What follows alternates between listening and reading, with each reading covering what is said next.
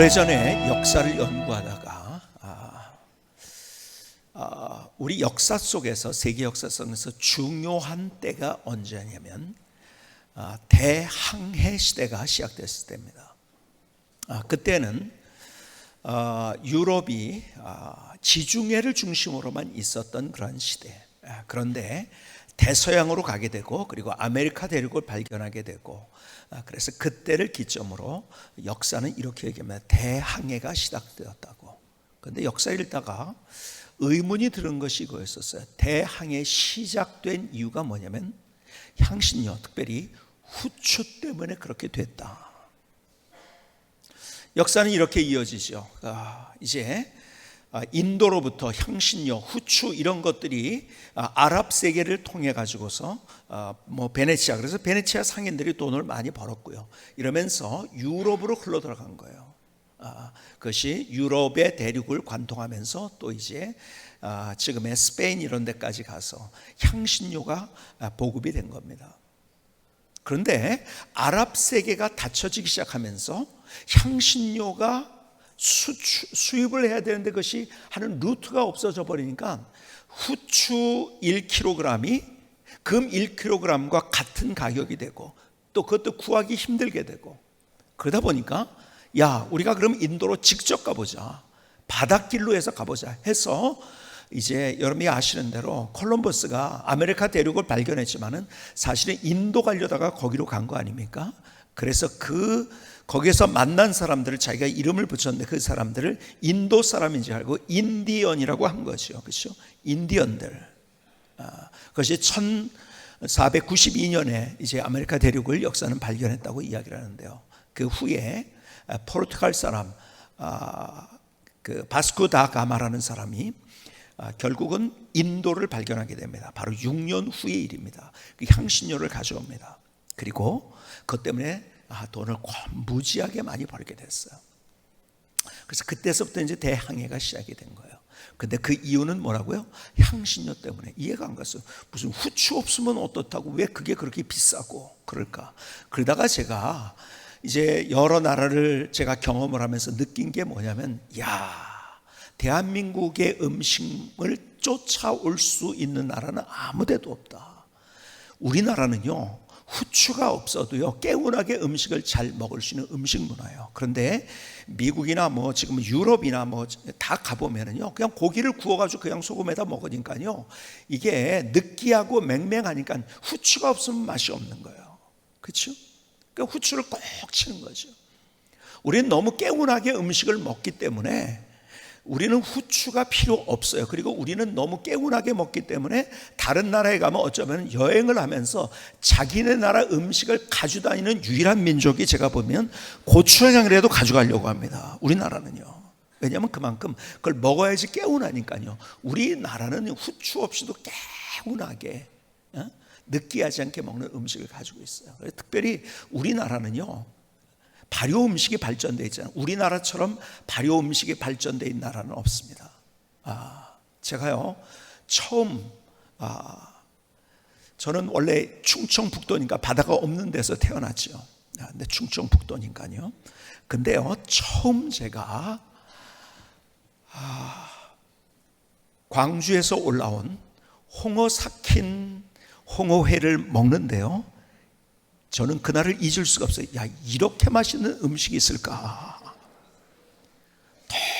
너무 맛있는 거예요. 어떤 분은 못 먹는 분들도 있더라고요. 광주 사는데 못 먹는 분도 계시더라고요. 근데 저는 처음부터 너무 이 발효된 맛이 그렇게 좋더라고요. 그러니까 우리나라는 그렇게 생선도 삭혀가지고, 그렇죠? 그러니까 우리가 먹는 방법은 발효를 시키는 거예요. 그래서 우리가 채소도요, 우리나라처럼 유일하게 채소를 먹으면서 그냥 숭숭 썰어가지고 그냥 드레싱 해가지고 쳐가지고 먹는 나라, 다른 나라는 다 그런데 우리는 어떻게 하죠? 발효를 시켜서 김치를 해서 기다렸다가 먹습니다. 여러분, 김치가요, 그 요구르트 같은 데에 유산균이 많다고 하지만 비교가 되지 않게 더 좋은 유산균이 많다고 하지 않습니까? 그래서 우리는 그런 발효 음식을 먹어요. 그리고요, 간을 맞추고 이런 것들을 할 때도요, 다른 나라는요 대부분 소금이나 이런 걸 사용하는데요, 다른 향신료를 사용하는데 우리는요 다 어떻게 합니까? 발효된 것, 간장, 고추장, 된장 같은 것들을 사용해요. 저는요 요즘 더 우리나라 문화를 연구하다가 참 우리나라가 참 대단하다. 우리는요 푸른 채소를 그냥 먹지 않습니다. 푸른 채소가 재미있습니다. 이 푸른 채소가 영양가가 많아요. 소위 말해서 영어로 뉴트리션이 굉장히 많이 있죠. 그런데요, 문제는 그냥 먹으면 우리가 소화를 잘 못 시키나, 그게 우리 안에 흡수가 잘 안 됩니다. 또 그렇다고 해서 오래 삶으면 그 영양분이 다 없어져 버립니다. 그래서 우리가 먹는 스타일, 그래서 선인들의 지혜입니다. 이것이 살짝 데쳐서 먹습니다. 그렇죠? 데쳐 먹을 때 소화도 되고 영양분도 파괴가 되지 않는 거예요. 우리가 불고기를 먹습니다. 원래 우리가 고기 먹는 방법은 요즘 이제 퓨전이 돼가지고서 다양한 방법이 있지만, 옛날에 우리는 거의 소고기를 먹을 때 어떻게 먹었어요? 불고기로 먹었어요. 그렇죠? 제가 기억하기에도 우리나라의 한일관이라는 식당이 오래전에 있었는데, 장안에서 제일 유명했죠. 거기 가면 주 메뉴가 다 불고기예요.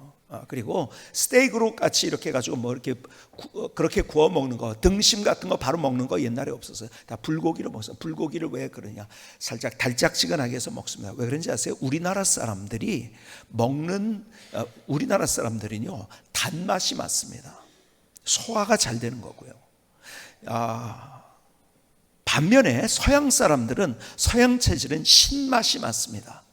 그래서 그들은 밥은 단맛이에요. 그렇죠? 근데 빵은 신맛입니다. 사워라고 하죠. 신맛이에요. 신맛이 맞는 사람들이에요, 서양 사람들은. 그래서 빵을 주식으로 먹어요. 우린 주식이 뭐냐? 밥을 주식으로 먹습니다. 그러니까 빵을 먹으면 우리는 좀 몸이 안 좋아진다고 얘기를 하잖아요. 신맛이 맞질 않으니까, 우리 단맛이 맞으니까 우리가 약간 달짝지근하게, 그래서 불고기를 먹고, 자꾸 이 음식 얘기를 더 하다 보면 여러분들이 점심이 가까워 가지고서 배가 고파서 생각이 다른 데로 갈 것 같아서 제가 드리는 말씀은 그거예요.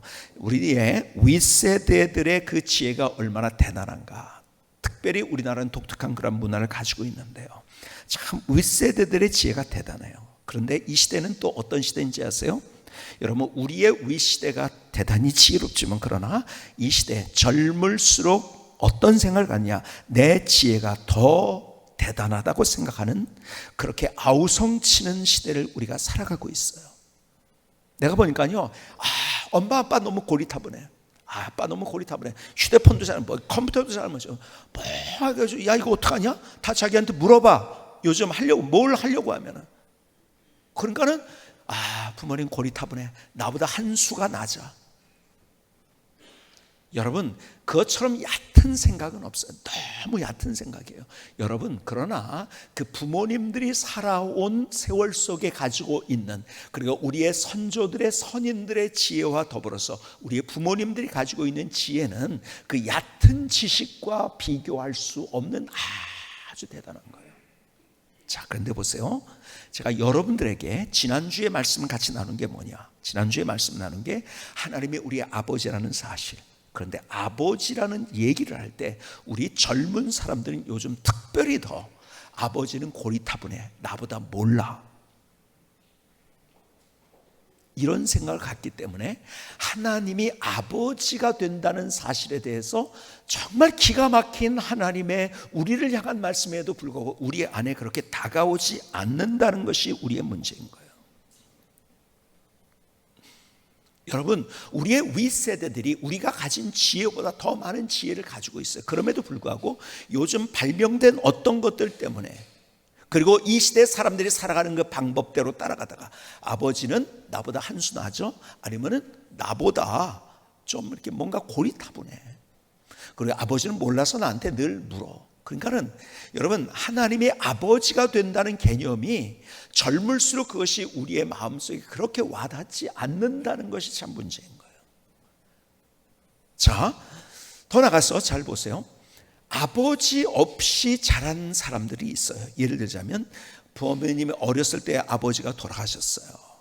그런데 두 가지 생각이 극단으로 있더라고요. 어떤 사람은요, 이번에 길영환 목사님이 오셔서 저녁 기도의 말씀을 증거하셨는데요, 아버지가 일찍 돌아가셔서 엄마 밑에서 자라났어요. 그렇기 때문에 미국 사람이 그 길영환 목사님을 처음 만났을 때, 학교 다닐 때, 고등학교 시절에 쌈 하고서 아들아 부르니까 미국 사람은 흔히 그렇게 하는데 그게 그렇게 와닿다고 그러죠. 그리고 하나님이 아버지가 된다. 야, 나 아버지가 없는데 이제 아버지가 생겼네. 이것 때문에 너무 감격했대요. 그런데 반대로 또 어떤 사람은 아버지 없이 자람으로 인해서 아버지의 존재에 대한 의식이 없기 때문에 아버지는 그냥 나와 상관이 없는 분, 먼 사람, 멀리 있는 존재, 이렇게 생각하는 사람들도 있다는 거죠. 그래서 우리가 오늘 계속해서 여러분 보세요, 갈라디아서 3장에서도 하나님이 우리의 아버지가 된다는 사실을 강조하고 또 4장으로 우리가 넘어가는데 오늘 4장에서도 하나님이 우리의 아버지가 된다는 사실을 또 계속해서 이야기하고 있어요. 그렇다면 우리가 다시 한번 하나님이 우리의 아버지가 된다는 사실에 대해서 조금 더 우리가 깊이 들어가 보려고요. 자, 그런데 보세요, 그 하나님은 어쩌면 불완전한 아버지가 아니고, 우리가 지금 경험하는 육신의 불완전한 아버지가 아니고, 그분은 완전하신 아버지 하나님이시라는 거예요. 우리에게 주는 사랑이 불완전한 사랑이에요. 사랑. 우리를 책임지시는데 그냥 대충 책임지신 거 아니라 완전. 그러니까 우리가 이런 찬양, 완전하신 나의 주, 그분이 아버지일 뿐만 아니라 그분은 완전하신 우리 아버지가 된다는 사실이에요. 그래서 그분은 여러분들에게 지난주에 같이 말씀드린 것 가운데 아버지는 어떤 분인가를 얘기하면서 자녀를 사랑하는 분이에요. 그런데 그 하나님 아버지는 우리를 내가 생각하는 것보다도 몇십 배, 몇천 배, 몇만 배 완전하게 나를 사랑하시고, 그분은 두 번째, 하나님은 우리의 아버지가 된다는 사실은 우리를 책임지는 분이라고 했어요. 그렇죠? 그 책임지는데요, 완전하게 우리 인생을 저 천국까지 책임지시는 그분. 자, 그런데 보세요, 오늘 로마서의 8장으로 가보실까요? 로마서 8장은 계속 이렇게 얘기합니다. 8장 15절입니다. 너희는 다시 무서워하는 종의 영을 받지 아니하고 양자의 영을 받았으므로 우리가 아빠 아버지라고 부르짖느니라. 성령이 친히 우리의 영과 더불어 우리가 하나님의 자녀인 것을 증언하시나니. 17절, 자녀이면 또한 상속자 곧 하나님의 상속자여 그리스도와 함께한 상속자니 우리가 그와 함께 영광을 받기 위하여, 영광과 대조된 단어 하나를 사용합니다. 영광을 받기 위해 어떻게 해요? 고난도 함께 받아야 될 것이니라. 여러분, 고난도 함께 받는다는 의미가 여러 가지 의미가 있지만 그 중에 중요한 의미가 있어요. 그게 뭔지 아십니까? 아버지의 본질은 자녀를 사랑하고 책임집니다. 그런데 아버지는 또 어떤 존재인지 아십니까? 우리를 훈련시키는 사람입니다. 그렇죠? 우리를 그냥 놔두지 않아요. 우리가 잘 되기 위해서 우리를 훈련시킵니다. 그렇죠? 특별히 첫째 아이들을 낳으면 굉장히 더 이 아이가 잘 되기 위해서 막 더 이 관심을 갖고, 제가 이렇게 보니까요, 이분이 젓가락질을 하는 걸 보면 맛이구나, 막내구나 금방 나타납니다. 왜 그런지 아세요? 맛은요, 훈련을 제대로 시키려고요, 젓가락질 훈련을 잘 시켜가지고, 여러분 맛은요 젓가락질을 굉장히 잘합니다. 그런데 막내일수록 그냥 놔둬요. 그래가지고 젓가락질을 잘 못해요. 다 맞지는 않지만 거의 7, 80%는 맞는 것 같아요. 그래서 제가 가끔 물어봐요. 막내시죠? 그러니까 처음 본 사람한테 그래서 어떻게 하세요? 그러니까 젓가락질하는 거 보고 알았습니다. 여러분, 부모님은 우리를 훈련시키세요. 왜? 우리 영광스러운 우리의 인생 만들어지기 위해서. 여러분, 유명한 축구 선수들이요, 그냥 재능만 있어서 지잖아요. 정말 피나는 훈련을 하는 거예요. 그렇죠? 여러분, 그런 사람들이 어떤 거지, 이제 뭐 운동을 한다, 뭐 스케이트 선수다, 뭐 한다, 그런 사람들 보면은 잘하는 사람일수록요 아주 피나는 훈련을 한 거예요. 그래서 그의 인생이 영광스럽게 만들어진 거예요. 우리의 인생을 영광스럽게 만들기 위해서 아버지의 하고 싶어하는 것은 자녀를 잘 양육한다는 의미에서 자녀를 잘 훈련시키고 싶어 하세요. 하나님이 우리를 향해서 그렇다는 거예요. 여러분, 다산정약용의 유배지에서 온 편지라는 책이 있어요. 이 다산정약용은 대단한 사람이죠. 한자가 생긴 이래 가장 많은 저수를 남긴 사람이다, 뭐 이렇게 얘기하고 18세기 실학사상을 총집대성한 한국 최대 실학자 이렇게 부릅니다. 뭐 유명한 많은 책들이 있죠, 그렇죠? 근데 이 사람을 가리켜서 정조의 남자라고 불렸어요. 정조의 남자. 역사는 지금도 그렇게 얘기합니다. 정조 시대 때 학자로서 관리로서 아주 뛰어난 역량을 보여주고, 그리고 수원 화성을 짓는데 그 중요한 역할을 했던 사람이 바로 정약용이었었죠. 그러다가 정조가 죽은 다음에 그는 이제 유배를 당하게 됩니다. 유배를 갔어요. 그런데요, 그 유배지에서 약 500여 권의 책을 저술합니다. 대단한 사람이지요. 근데 그 중에서 유배지에서 온 편지가 있어요. 거기 두 아들에게 유배지에서 보낸 편지가 그 안에 잘 정리되어 있는데요. 자, 그 안에 이런 글이 있어요. 정약용이 쓴 거예요. 아들에게 패족으로서 잘 처신하는 방법은 오직 독서하는 것 한 가지밖에 없다. 이러면서요, 이런 얘기를 합니다. 이른 새벽부터 밤늦게까지 부지런히 책을 읽어 이 아비의 간절한 소망을 저버리지 말아다오. 여러분, 부모님이 아이에게 공부하라고 그래요. 왜 공부하라고 할까요? 그 인생이 빛나기 위해서 하는 거죠. 그렇죠? 잘 됐으면 좋겠어요. 근데 지금 시대의 부모님의 공부 잘하는 걸 원했던 것처럼 정약용도 그렇게 된 거죠. 좀 이 아버지 소망이, 너 뭔지 아느냐? 부지런히 책 좀 읽었으면, 공부 잘했으면 좋겠다.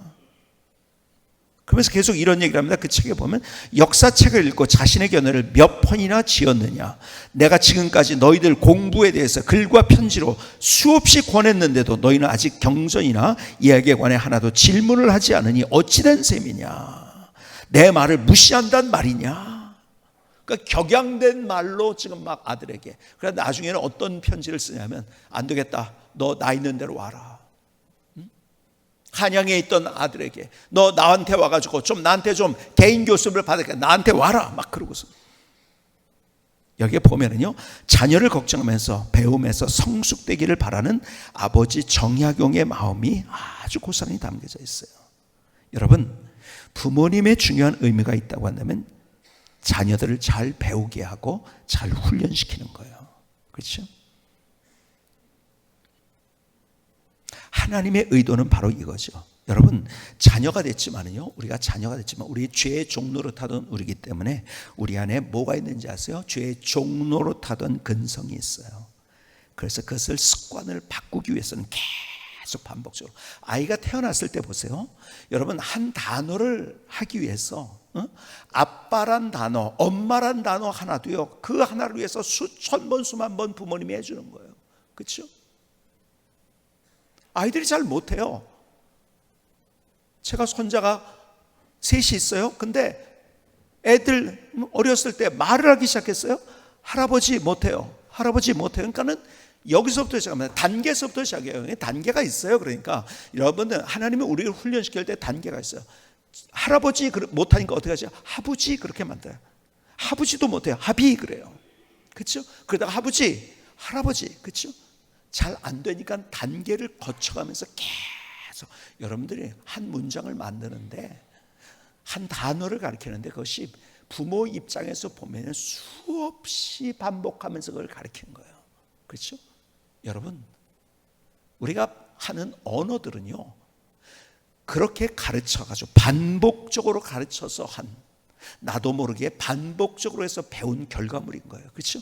그러니까요, 여러분이 대한민국에 태어났는데 자연스럽게 영어를 잘하는 사람은 아무도 없어요. 그렇죠? 우리는 자연스럽게 한국말을 잘해요. 왜요? 우리가 그걸 계속 반복했기 때문에. 그러니까 성경에서도요, 그래서 중요한 것들은 계속 반복이더라고요. 똑같은 말을 계속 반복해요. 여러분, 갈라디아서를 우리가 보고 있지만요, 뭐 여기에 있는 내용들이 다른 성경에 모두 다 있지만 로마서하고는요 거의 똑같아요. 그냥 내용이. 로마서를 조금 줄인 거예요. 갈라디아서는 계속 비슷한 얘기를 계속 얘기합니다. 반복적으로 얘기합니다. 여러분 잘 배우려면요, 훈련받으면 반복을 지겨워하지 않아야 돼요. 여러분 보세요. 운동선수들도요, 반복을 지겨워하면 안 돼요. 제가 우리 이제 특활 시간을 하는데, 중학교 때 저는 탁구반에 들어갔어요. 탁구반에 들어갔더니요, 탁구 치면 얼마나 재밌겠어요. 안 해줘요. 그리고 라켓을 들고 공도 안 줘요. 그리고 이거 하라고, 이것만 반복을 1개월을 꼬박 하더라고요. 그래서 1개월만 하면 너희들이 공을 줘서 탁구를 치게 하겠다. 그러더니 1개월이 지났는데, 1개월 그 다음에 일주일째 될 때 아무래도 너희들이 안 된 것 같다, 습관이. 그래서 일주일을 더 한다. 그래서 1개월, 제 기억으로는 일주일을 맨날 이것만 했어요. 와가지고서 반복이에요, 그냥. 그런데 놀라운 것은요, 그렇게 계속 했는데요, 제가 탁구 실력이 나도 모르게 이만큼 껑충 늘었다는 거예요. 깜짝 놀랐어요. 근데 제가 그래서요, 그때 탁구로서는 누구에게 지지 않았어요. 근데 지금은 어떨까요? 저는 누구하고 쳐도 집니다. 왜 그런지 아세요? 계속 그것을 꾸준히 안 했기 때문에 그런 거예요. 잘 하기 위해서는요, 꾸준하게 하는 거예요. 제가 늘 얘기하지만 국가대표 축구 선수도요, 10년 축구 딱 안 하면요, 누구한테 지는지 아세요? 네? 여러분 조기 축구회한테 집니다. 안 하면. 그렇죠? 뛰지도 못해요. 그래서 그 반복적인 훈련이 얼마나 중요한 건지 계속 반복을 하니까요. 그러니까 우리는 한국말을 반복했기 때문에 자연스럽게, 여러분 한국말이 어려워서 더 이상 내가 한국말 안 하고 그냥 영어로 해야겠다, 그런 분 계신가요? 혹시 그런 분 계세요? 그런 분 없잖아요. 그렇죠? 왜? 우리는 영어를 한 게 아니라 한국말을 계속 반복했기 때문에, 한국말은 그냥 찌르면 나오는 거예요. 내가 한국말을 어떻게 해야지 의도하지 않고 그냥 나오는 거예요. 그렇죠? 여러분 내가 반복했기 때문에. 그래서 전라도 사람은 전라도 사투리, 경상도 사람은 경상도 사투리, 그리고 충청 사람은 충청도 사투리예요. 강원도 사람은 강원도 사투리라고요. 그러니까 그게 편하거든요. 그래서 막 서울 말씨를 쓰는 것 같다가도요, 자기가 고향에서 원래 무슨 말을 썼느냐에 따라서 자기 친구들 만나면 자연스럽게 그게 편하니까 그렇게 나오는 거예요. 그렇죠? 그래서 제가 우리 여러분들 충청도 사람에게 절대 속지 말라고 한번 말씀드렸잖아요. 그렇죠? 충청도 말이 느리니까 사람들이요, 충청도 사람이 느리다고 잘못 착각을 합니다. 그래서 충청도 사람들한테 당하더라고 보니까, 충청도의 비밀을 제가 다시 가르쳐 드릴게요. 충청도 사람 무지하게 빠릅니다. 먹는 것도 빠르고요, 걷는 것도 빠르고요. 근데 말 자체가 느리다고 생각하는 거예요. 근데 느리지만은 더 빠릅니다. 왜 그런지 아세요? 모든 게 말이 축약형이라고 했잖아요. 그렇죠? 뭐 우리가 흔하게 그런 얘기들 많이 들었으니까, 사모님 춤 한번 추시겠습니까? 이렇게 길게 서울 스타일로 못하죠. 충청 사람 뭐라고요? 출튜 그럽니다. 그냥 출튜. 그냥. 아니요, 됐습니다. 이렇게, 여러분 원래 충청도 사람이 이렇게 다 제대로 하지 않습니다. 너무 성미가 급해가지고 단축해서 아니요, 됐습니다. 되시오, 그냥 그럽니다. 그렇죠? 보신탕 혹시 잡수실 줄 아세요? 이렇게 물어보잖아요. 그런데 충청도 사람들은요, 성미가 급해가지고 그렇게 못합니다. 뭐라고 하죠? 개혀 그럽니다. 개혀. 그러니까 그게 천천히 가니까 느리다고 생각하는데 훨씬 더 빠른 거예요, 사실은. 개혀가 뭐예요? 혀는 이런 혀가 아니고 할 줄 아냐는 거죠. 할 줄 아세요도 안 돼가지고 혀 그냥 그럽니다. 그리고 보신탕 혹은 개고기 이런 것까지도 이게 너무 길어가지고 성미가 급해가지고 다 발음을 안 해요. 그래서 개혀 그러는, 개혀 그럽니다. 그러니까 느리다고 생각하는데요, 절대 느리죠. 어느 날 제 막내가 와가지고, 아빠, 충청도 사람들이 제가 무슨 말인지 못 알아듣는데 다시 한번 말씀해 주시겠습니까? 이걸 뭐라고 하는지 아세요? 제가 여러분에게 가르쳐 드린 적이 있어요. 충청도에서는, 자, 내가 무슨 말인지 못 알아들었는데 다시 한번 말씀해 주시겠어요? 이걸 뭐라고 한다고요? 벌써 다 잊어버렸어요. 저도 몰라가지고, 그래 뭐라고 하는데 다시 물어봤어요. 그랬더니 이 아이의 대답, 자기가 충청도 사람 사투리 다 들어봤대요. 근데 잘못 들었는데 다시 한번 말씀해 주시겠습니까? 하는 거를 충청도에서 이렇게 얘기한대. 응?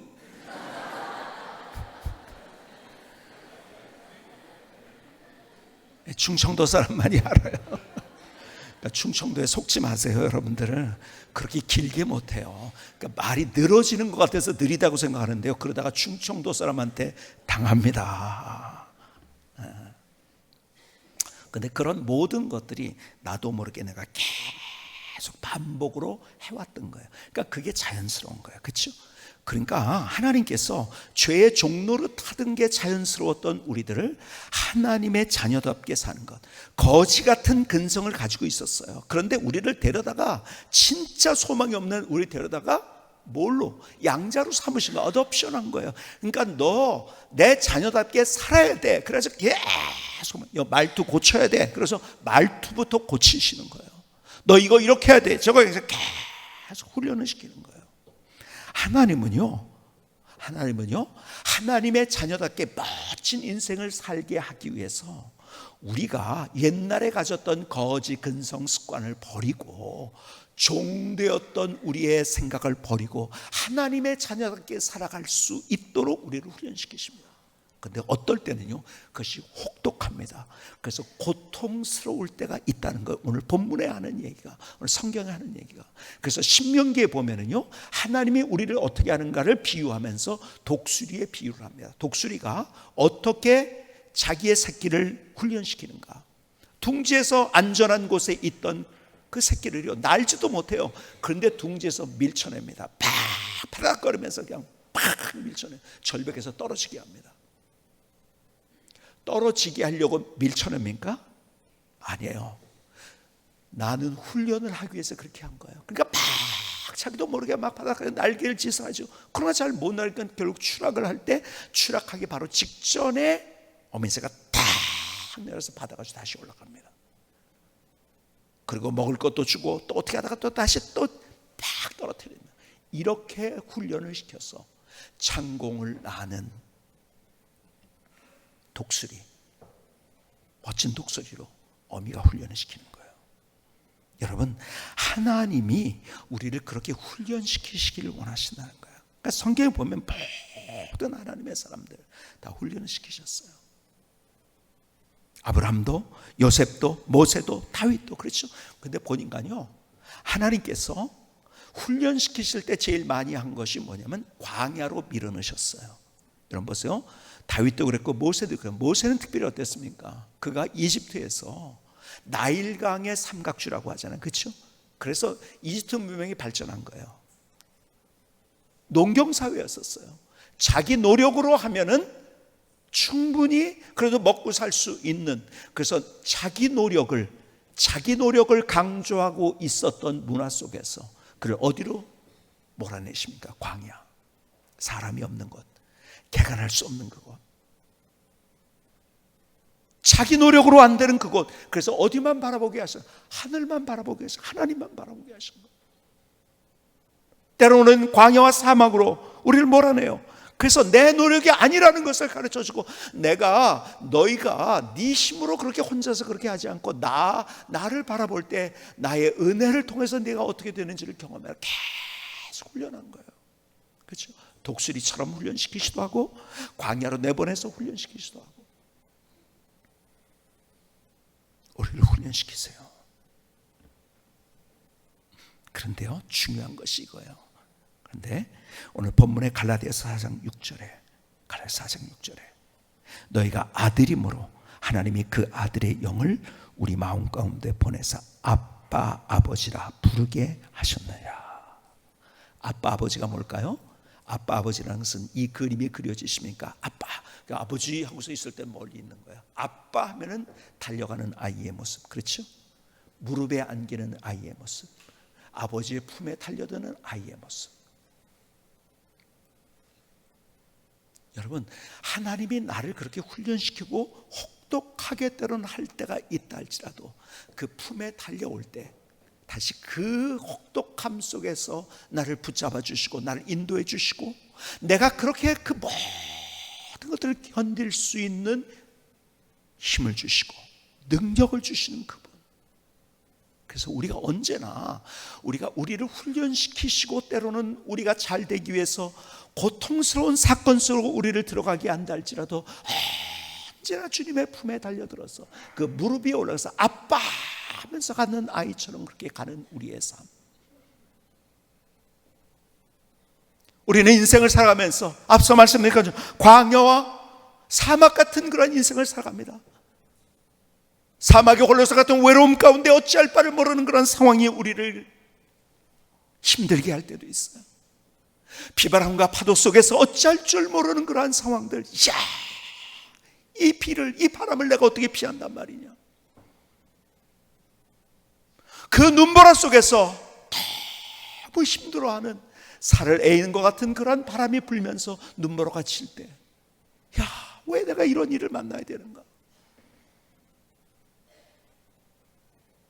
파도 속에서 어쩔 줄 몰라 하는 그런 상황들을 우리가 경험할 때, 때로는 하나님께서 우리가 그런 것들을 훈련시키기도 해요. 그러나 우리가 알고 깨닫고 해야 될 중요한 것이 있는데, 그 하나님이 우리의 아버지가 되기 때문에 언제든지 그 품에 달려가야 된다는 거죠. 아빠. 여러분, 우리가 하나님 품에 안길 때 우리는요, 우리의 주변이 어떨지라도 그 모든 것들을 오히려 누리면서 우리의 인생을 살아갈 수 있는 거예요. 오래전에 저는 하나님 아버지를 묵상할 때마다, 하나님의 사랑을 묵상할 때마다 늘 그려지는 그림 하나. 오래전에 어떤 목사님 오셔서 그 말씀하셨어요. 아버지가 수영장에 갔어요. 물놀이 요즘 뭐 워터파크에 갔어요. 근데 어른들이 있는 깊은 그런 수영장에 아버지가 들어갔어요. 아들은 그 밖에 있는 거예요. 아들은 무서워서 못 들어오죠. 거기 헤엄칠 수가 없으니까요.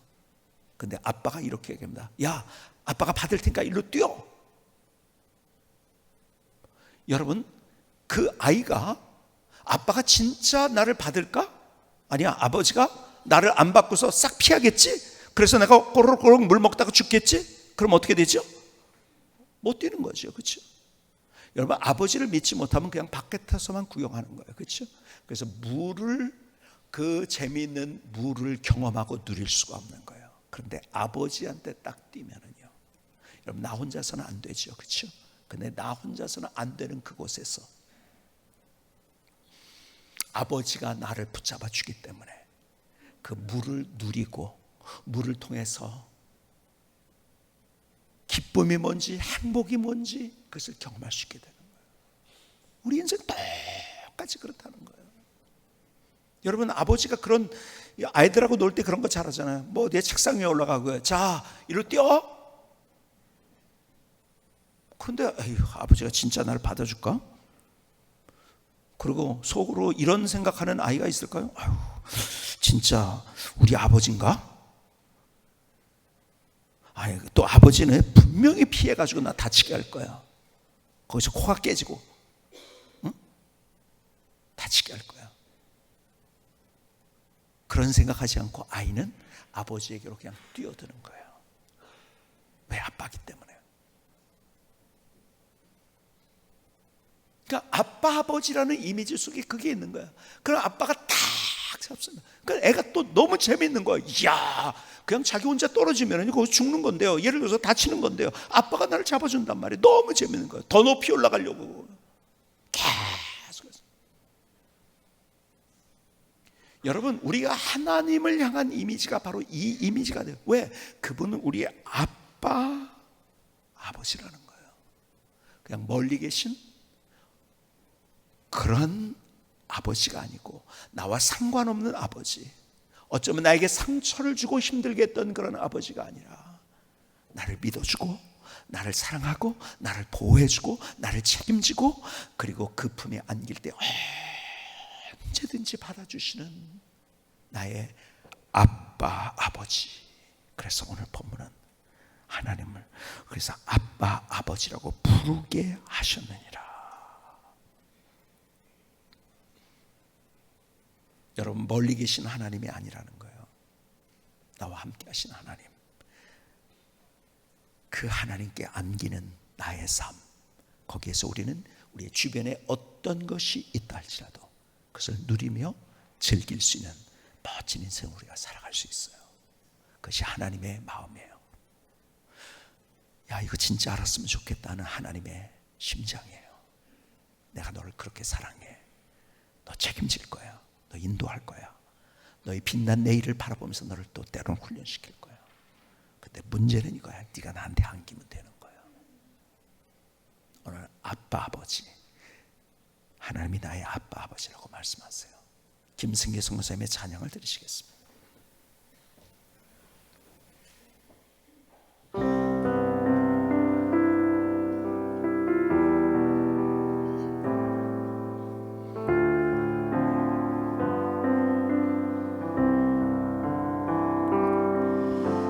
나를 아시는 아버지 하나님, 나의 모든 것을 아시지요. 나의 마음도 내 상처도 내 눈물까지도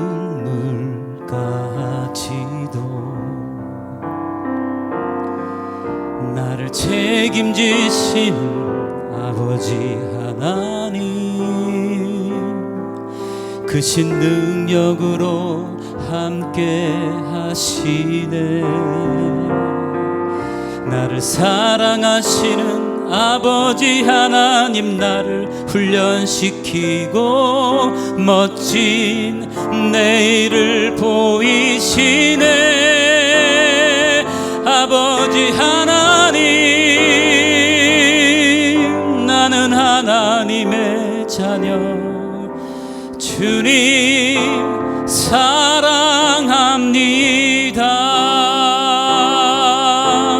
나를 아시는 아버지 하나님, 나의 모든 것을 아시지요.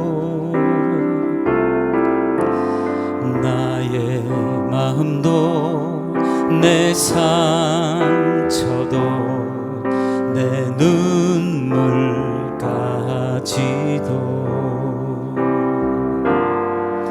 나를 책임지시는 아버지 하나님,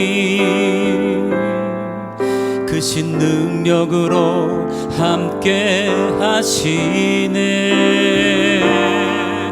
나를 사랑하시는 아버지 하나님, 나를 훈련시키고 멋진 내일을 보이시네. 아버지 하나님, 나는 하나님의 자녀, 주님 사랑합니다.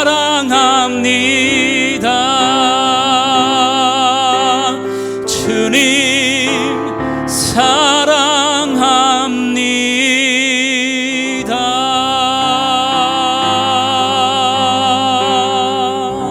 아멘. 하나님, 나의 고백입니다. 나의 노래입니다. 나를 받아주시. 하나님, 나를 받아주시. 여러분, 그래서 제자들이 우리에게 좀 기도 좀 가르쳐요. 예수님이 기도하는 모습 보면 너무 멋있는 거예요. 우리도 기도 좀 가르쳐주세요. 그때 예수님께서 마태복음 6장 9절에 이렇게 말씀해요. 그러므로 너희는 이렇게 기도하라 하면서 하늘에 계신 우리 아버지요. 여러분, 우리가 기도하는데 하나님 앞에 나올 때 하늘에 계시다는 것은 전능하신 하나님이에요. 근데 그분이 그냥 전능하신 분으로 있는 것이 아니라 나의 모든 것을 아시고 사랑하시고 책임지시고 훈련시키시는 나의 아버지라는 사실, 여러분, 그것에 근거해서 기도하라는 거예요. 그러니까요, 제가 말씀드렸듯이 다른 모든 종교는 다 뭔지 아세요? 기계적이에요. 그러니까 주문을 외워요. 남이 하면 답을 멋쩍어 해서 계속 무슨 의미인지도 모르고 주문을 외워요.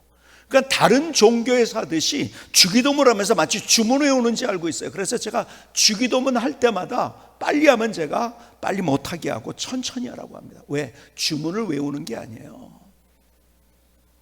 그렇죠? 그래서 하늘에 계신 우리 아버지요. 그래서 진짜 아버지가 된다는 사실을 우리가 기억하면서 주님 앞에 나가야 되잖아요. 여러분, 주기도문은 우리가 끝날 때 하기도 하고, 주기도문은 주님이 우리에게 모델로 주신 그러한 기도기 때문에 자주 하는 게 좋아요. 근데 그걸 주문으로 하면 안 된다는 거예요. 그 안에 담긴 주님의 마음, 주님의 심장, 주님의 생각이 무엇인지를 우리가 아는 거예요. 그런데 우리가 누구에게 기도하는가? 아버지 하나님, 전능하신데 완전하신데 그분이 나의 하나님이 되신다는, 나의 아버지가 되신다는 거예요.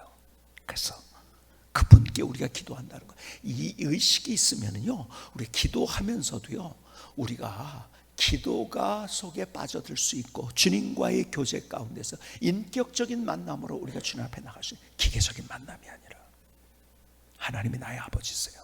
근데 그 무릎에 달려갈 수 있는 아빠, 아버지. 그래서 오늘 갈라디아서 4장 7절, 오늘 본문의 마지막 부분은 이렇게 얘기합니다. 4장 7절. 그러므로 내가 이후로는 종이 아니요 아들이니, 아들이면 하나님으로 말미암아 유업을 받을 자니라. 뭐라고 말씀합니까? 종이 아니라고 얘기합니다. 너는 아들이라고 이야기합니다. 여러분, 아들과 종의 차이가 뭘까요? 종은 일로 평가합니다. 그렇죠? 아들은 관계로 평가합니다. 그렇죠?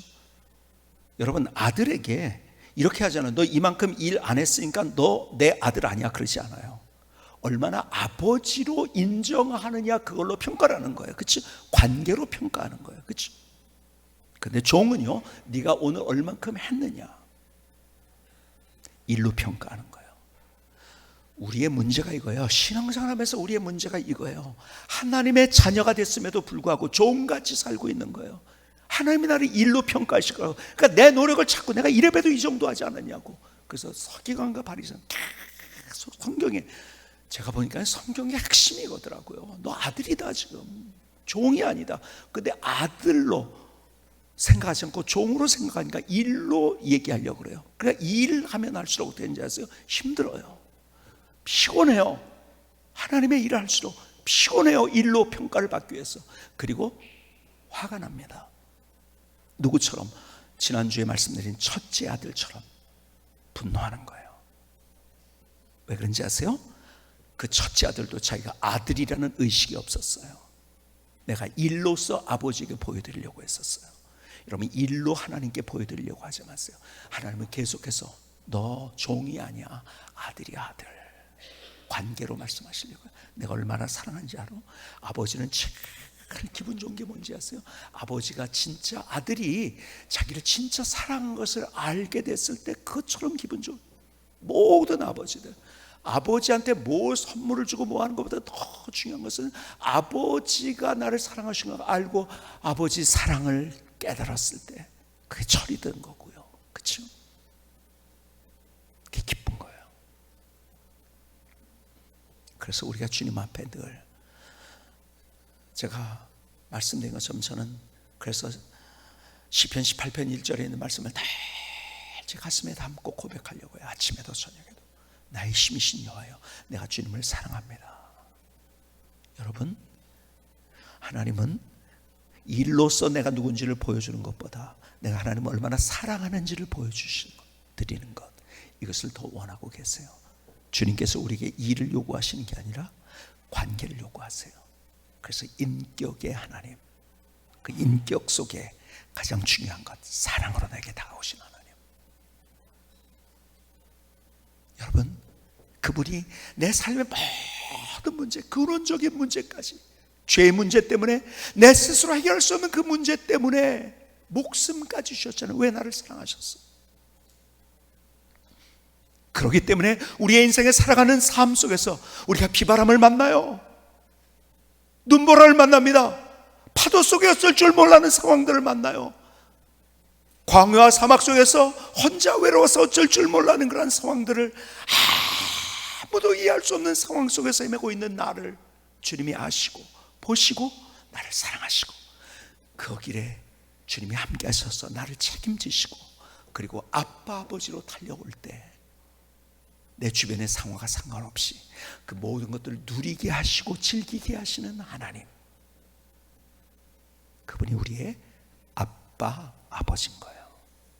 오늘 주님께서 오늘 내게 주시는 그 주님의 마음이 무엇인가를 우리의 가슴에 다시 담고 다시 일주일의 삶이 그렇게 세워갈 수 있기를 주님의 이름으로 축복합니다. 기도하시겠습니다. 우리의 마음을 주님 앞에 드리며 우리의 기도를 드리십시다.